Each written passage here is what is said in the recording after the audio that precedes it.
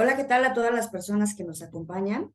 Muchísimas gracias por pasar a revisar este conjunto de experiencias donde varias expertas TIC de la región vamos a compartir con ustedes algunas ideas. Muchísimas gracias a José Otero, a 5G Américas, por invitarme a este encuentro virtual de expertas TIC de 5G Américas, que trae por nombre Conectividad en América Latina y el Caribe. Me presento, soy Loreli Ochoa, trabajo en el Instituto Federal de Telecomunicaciones, que es el órgano regulador del sector en México. Soy mujer, tengo tez blanca, cabello negro, uso gafas, y pues bueno, estoy aquí para compartir un poquito de dónde estamos en este país para el tema de conectividad que nos afecta a todos en nuestro día a día. Para ello, voy a compartir con ustedes una pequeña presentación simplemente que nos servirá de guía en esta pequeña plática que vamos a tener.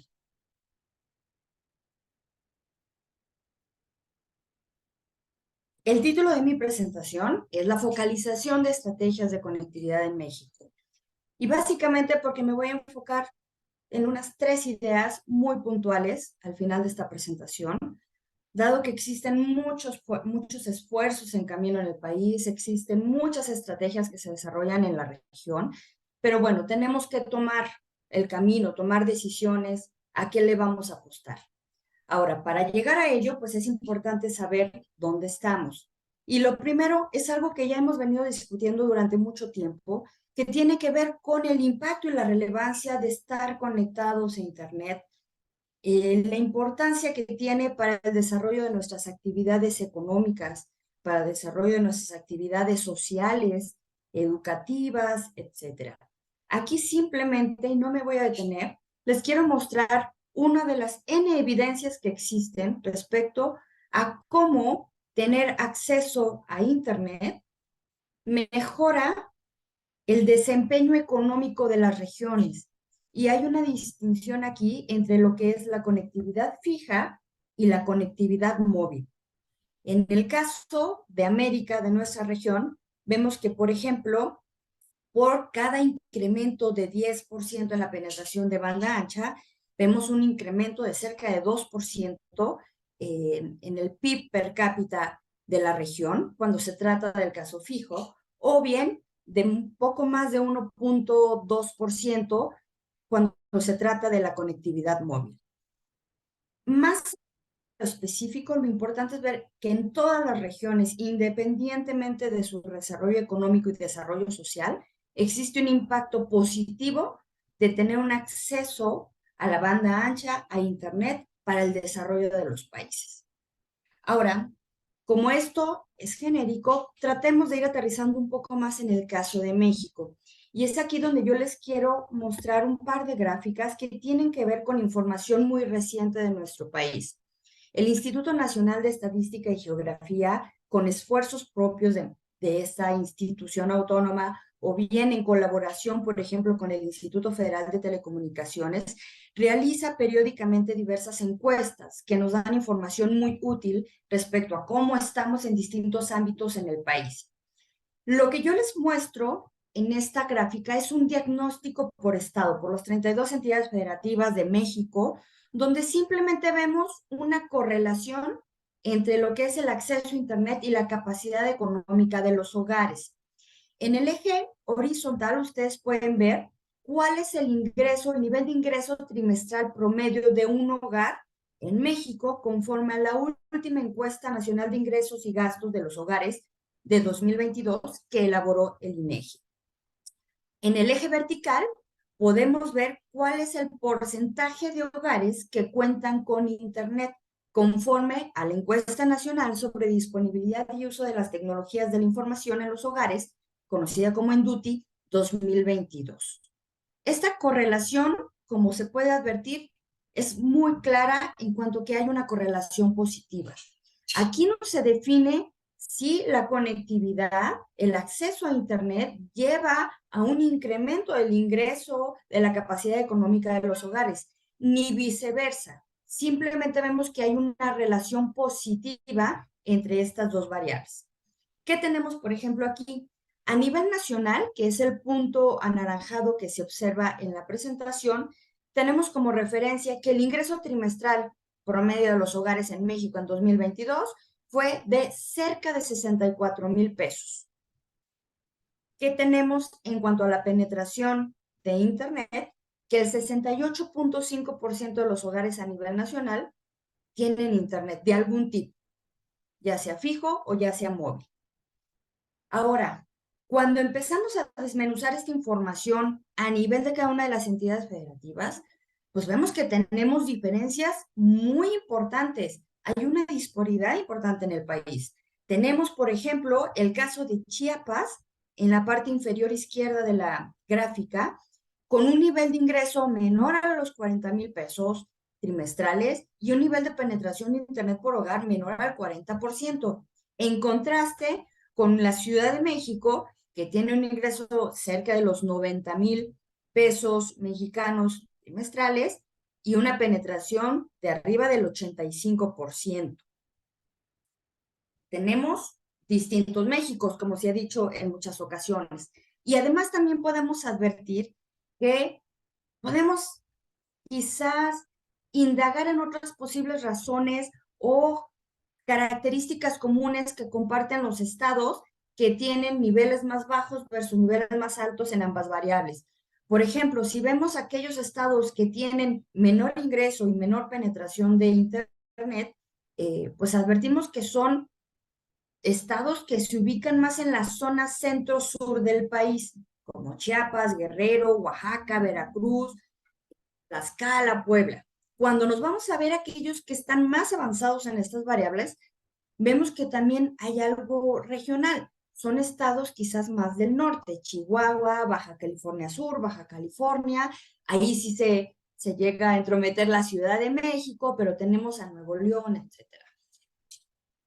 Sin determinar exactamente cómo están jugando estas variables, sí está claro que podemos advertir unas tendencias de desarrollo económico y de conectividad en el norte versus el sur del país.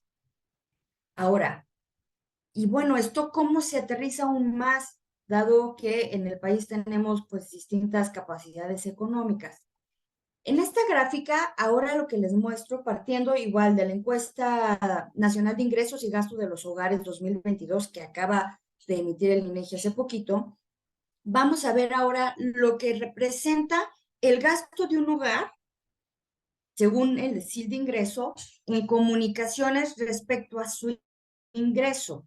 Es decir, se revisa cuál es el ingreso total de un hogar o el ingreso total sin transferencias, que son estos apoyos que pueden recibir del gobierno, regalos, participaciones, quizás algún envío del extranjero para apoyar a la familia, y vamos a ver cuánto representa para los hogares estar comunicados. Ahora, en este concepto de comunicaciones no me estoy limitando al tema de la comunicación o la conectividad por Internet, pero creo que refleja muy bien lo que es este segmento, este factor de gasto de los hogares, de estar en una era digital, en una era conectada, en una era que necesita unos medios distintos de comunicación, como la telefonía o de ver medios de la radiodifusión, etc. ¿Qué podemos ver en la gráfica? Las barras azules refieren a cuánto representó el gasto de los hogares de cada decil respecto al ingreso promedio de ese decil. En las barras anaranjadas lo que vemos es exactamente lo mismo, el gasto en comunicaciones de esos hogares, pero sobre el ingreso de los hogares una vez quitando esas transferencias.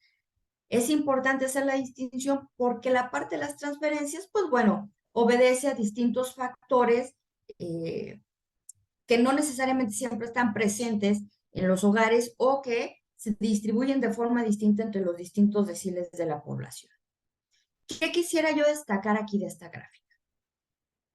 Si contrastamos lo que es el decil número 1, el primer decil que es de la población o de los hogares con menos ingresos, contra el decil 10, que son los hogares con mayores ingresos en el país, lo que vemos es que tomando todos los ingresos de los hogares, tiene que dedicar el doble de recursos un hogar de menos del decil 1 que un hogar del decil 10 para estar comunicado.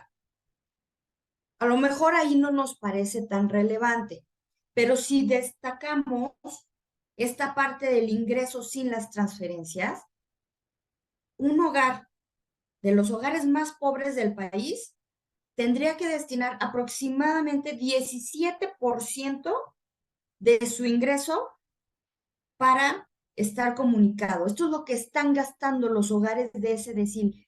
17% es mucho considerando que pues, la población en los hogares hay múltiples necesidades, como está la necesidad alimenticia, cubrir gastos de vivienda, quizás la ropa, la alimentación, todos esos.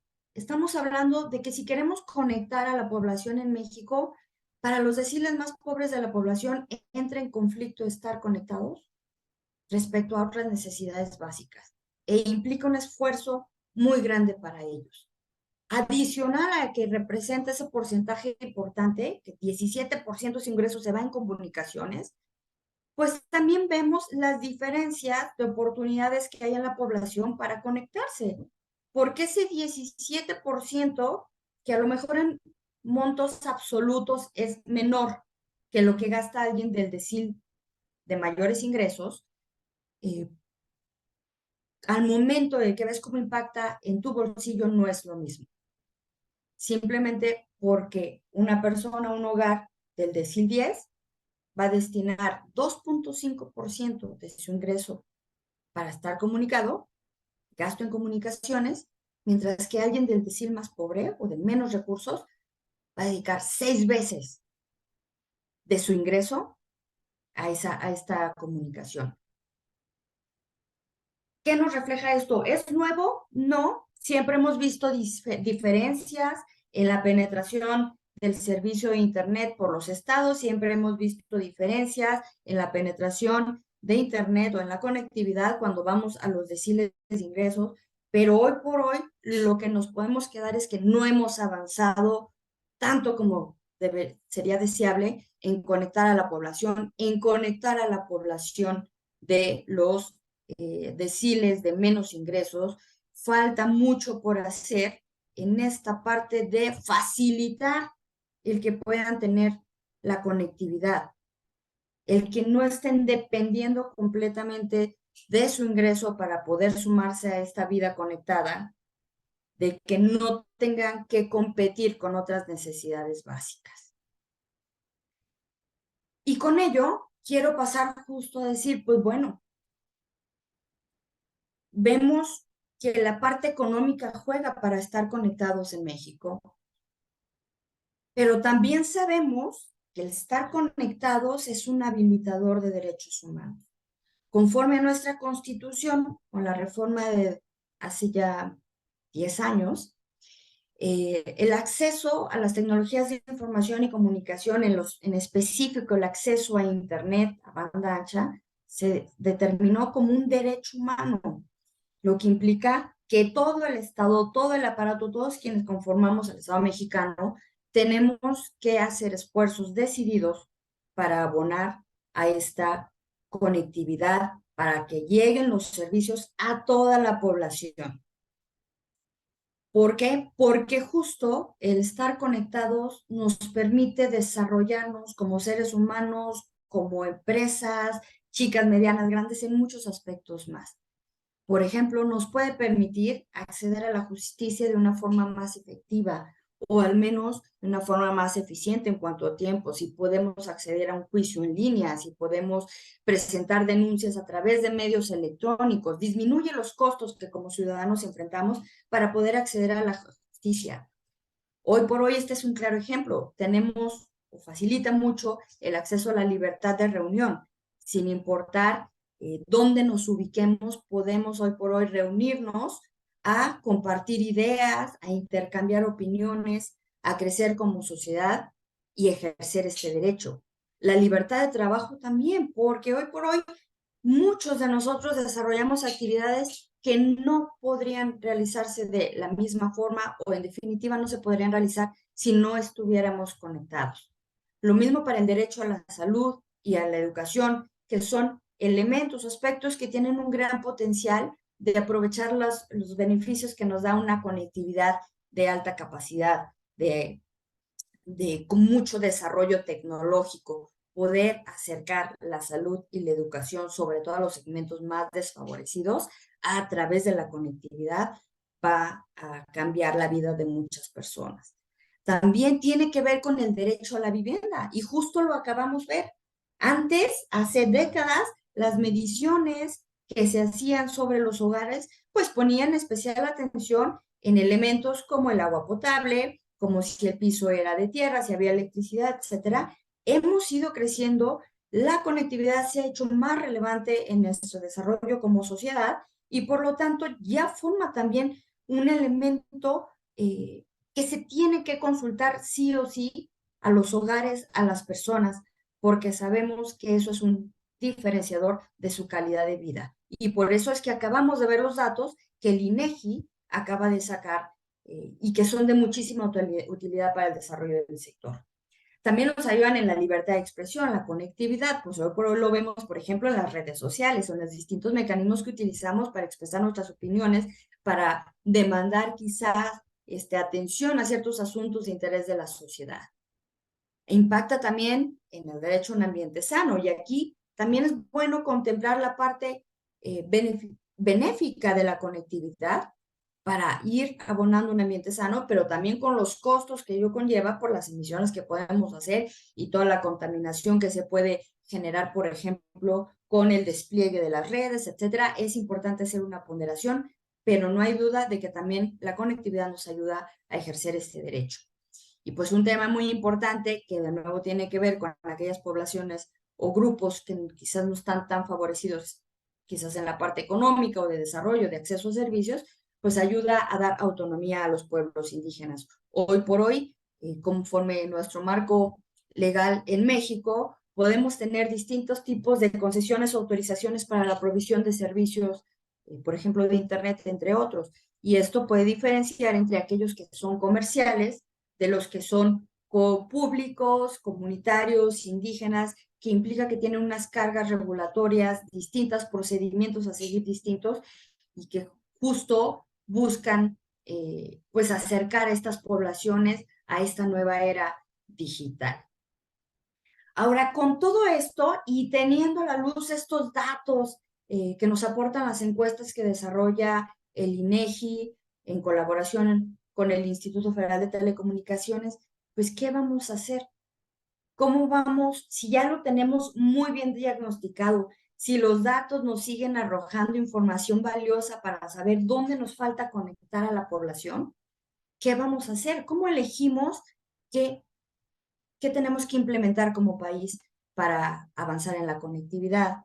Yo creo que una de las cosas es primero partir de una premisa muy clara. Conectar no es una labor solamente del regulador,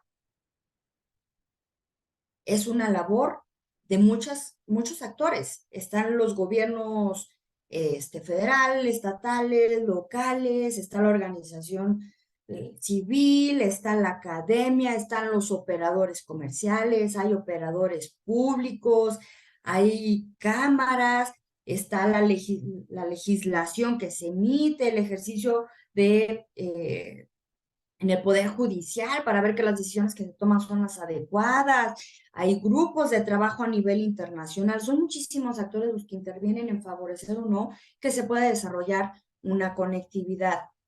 Ahora, una importante reflexión. ¿Y a dónde le vamos a apostar también primero? ¿A conectar o a que crezca la capacidad económica de los hogares y de la población en México? Y esto lo habrán visto seguramente en muchos ambientes informales, pero me doy la oportunidad de traerlo aquí.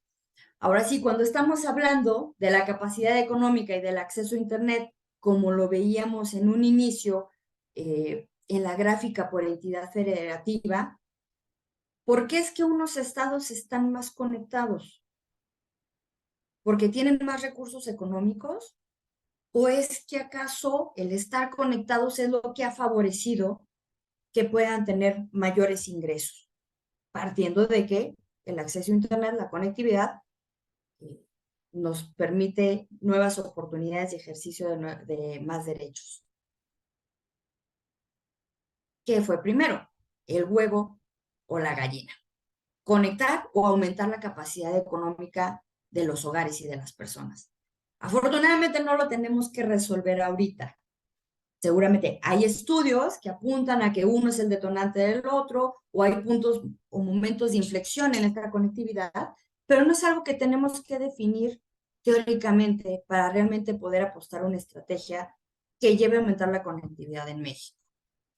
Y aquí es donde yo me quiero enfocar en tres aspectos particulares que creo que pueden seleccionarse muy bien y tener mayor impacto en nuestro tema de conectividad. Uno, el espectro radioeléctrico. Como ya se ha platicado en muchos foros, el espectro radioeléctrico en México es caro comparado con el espectro de la región y de otros países en Europa, etcétera. Es caro y eso implica que entonces los recursos que tienen que destinar los operadores que tienen espectro, pues se van a este pago de derechos anuales que hacen al gobierno en vez de ir a desplegar las redes que necesitamos para conectar a los que nos falta conectar y para mejorar la calidad de esa conexión a quienes ya tenemos conectados. Este tema es importante porque económica y financieramente pesa mucho en el sector. Dos, el Instituto Federal de Telecomunicaciones desde años pasados ha sido enfático en que esto está representando una barrera para el desarrollo de la competencia y con ello de alcanzar las metas o los propósitos de conectar a la población. Y recientemente también, en días pasados, el instituto emitió una nueva recomendación al gobierno. Ahora que se va a estar trabajando lo que es la ley de ingresos y gastos del próximo año de 2024, el instituto está empujando muy fuertemente la siguiente idea para cambiar la forma en la que se cobra por el espectro radioeléctrico que requiere los distintos servicios de telecomunicaciones.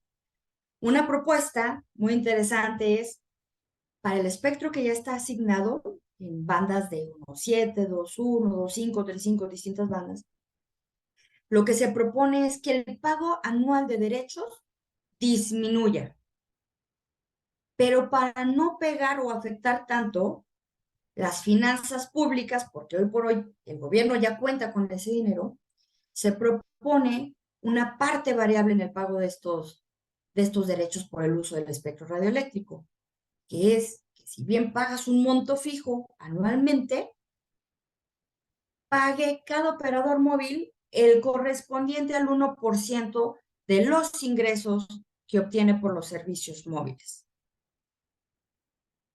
Esta propuesta que se está haciendo implica más o menos una disminución de un 34% en los ingresos que con el esquema actual recibe el gobierno por pago de espectro radioeléctrico. Habrá que ver qué se decide, cómo se analiza esta propuesta por la parte de Hacienda y después pues, en el Congreso, que es donde se discute y se aprueba. Otra de las propuestas en materia de espectro es que también disminuye el costo del espectro que está previsto para 5G, que no solamente nos va a ayudar ya nada más a conectar a las personas, a los hogares como lo hemos visto, sino que ya es un espectro o una tecnología que se va a utilizar para unos propósitos con un enfoque muy productivo, desarrollo de industrias, desarrollo de nuevos servicios que van más allá de la navegación de un usuario común a través de Internet. La otra parte es reestructurar también las cuotas del pago del espectro radioeléctrico para pasar en lugar de regiones geográficas en las que originalmente estuvo definido el país, México, a ciertas regiones más pequeñas que permitan hacer una diferenciación clara de acuerdo a las condiciones socioeconómicas de esas zonas donde se va a utilizar el espectro.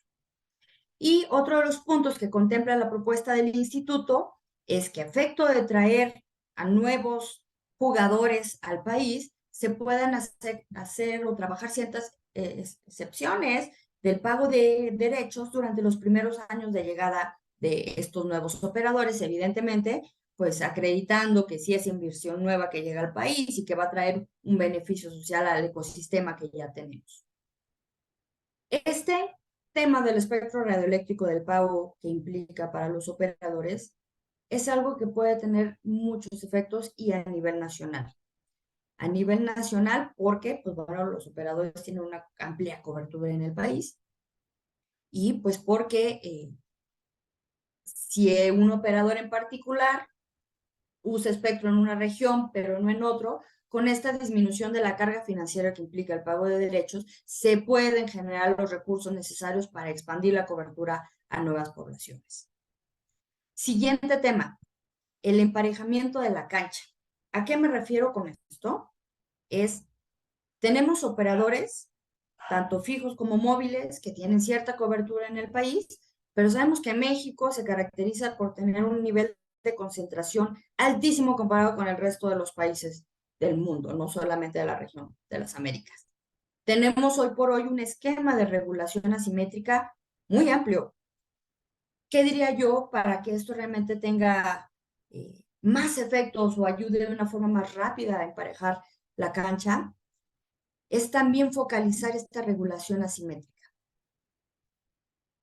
Cada 2 años se hace una revisión, por ejemplo, de la regulación aplicable al agente económico preponderante para ver qué es necesario ajustar o eliminar o adicionar.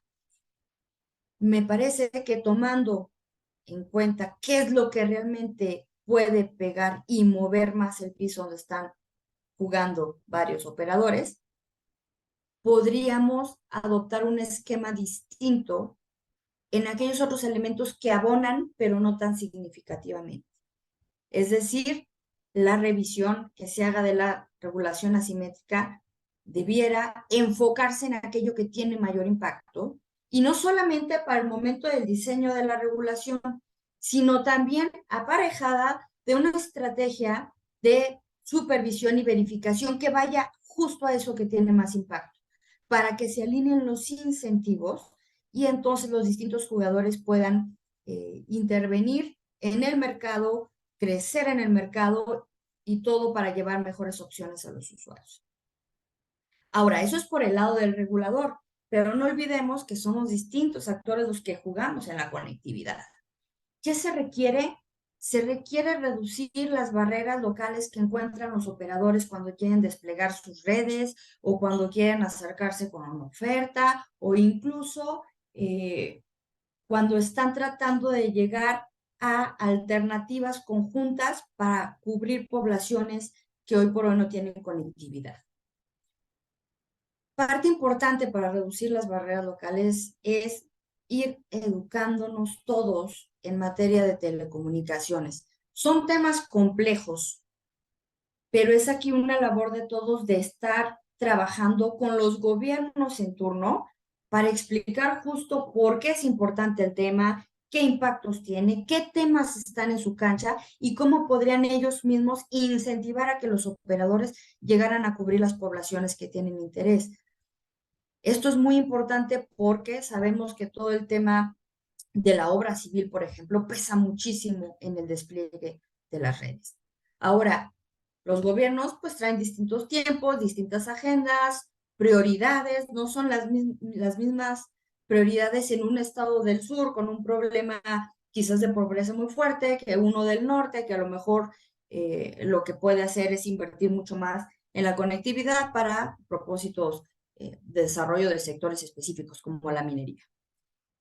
Entendiendo esas diferencias, es que las estrategias para emparejar la cancha tienen que ser distintas.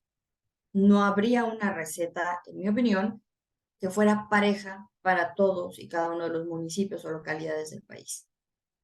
Pero eso se requiere que se defina por parte de los gobiernos en sus planes de desarrollo para el tiempo que estarán en funciones.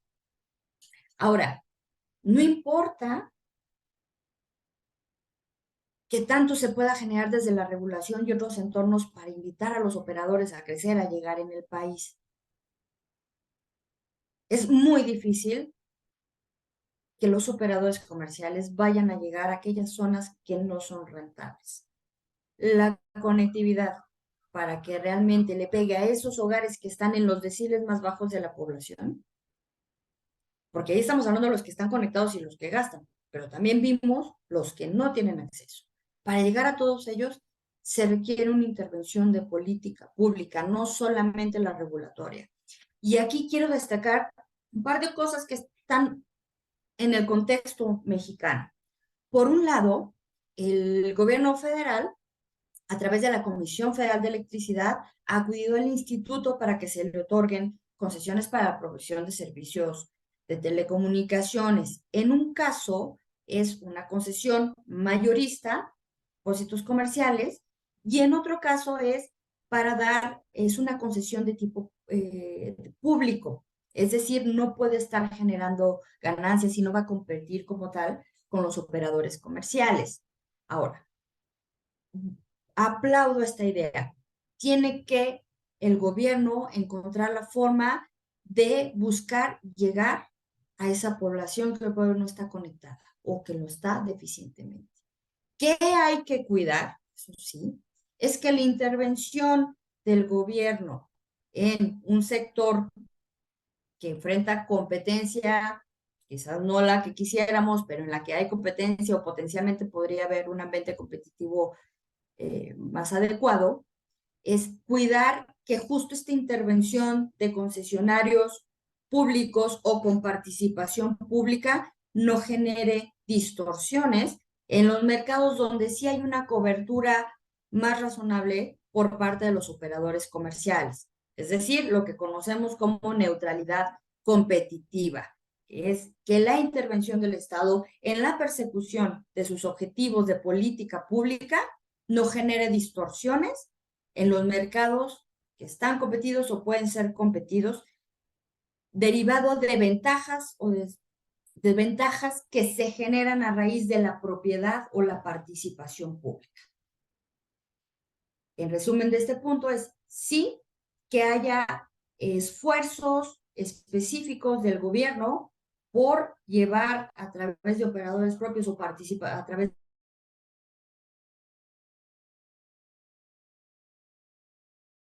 la parte que ese esfuerzo adecuado no permee negativamente en las zonas donde estamos viendo un desarrollo de la competencia.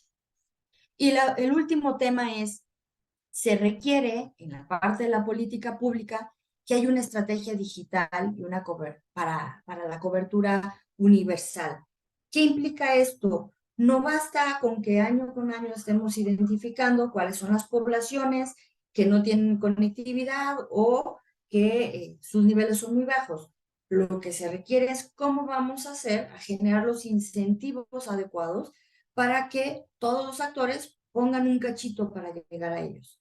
Esta parte en particular, sí, ya hay un buen diagnóstico muy detallado que se ha hecho, que se ha actualizado. Sin embargo, me parece que es necesario ponerle ese dulce para hacer que los operadores, que el sector se sume a poner un poquito para generar este fondo o esta estrategia que lleve cobertura a toda la población, esta cobertura social que va más allá de la parte comercial, que hoy por hoy vemos, sino simplemente de ir acercando este elemento mínimo que hoy por hoy está reconocido como un derecho humano en nuestra Constitución y que es necesario para seguir avanzando en el país.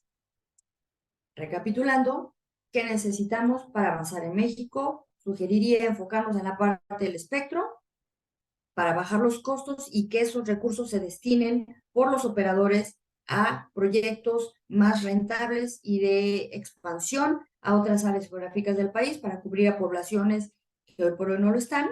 Emparejamiento de la cancha, donde aquí el regulador sí tiene, digamos, el sartén por la mano, ¿no? Porque ahí juega muchísimo, pero apoyando también o ayudando a los gobiernos a que ellos también puedan hacer lo propio en su territorio.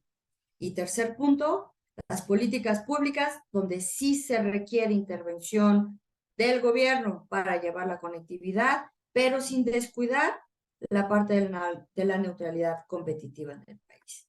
Y con eso cerraría. Muchísimas gracias. En caso de tener alguna duda, con mucho gusto estaré disponible para ustedes a través del correo de loreli.ochoa@ift.org.mx. Muchas gracias.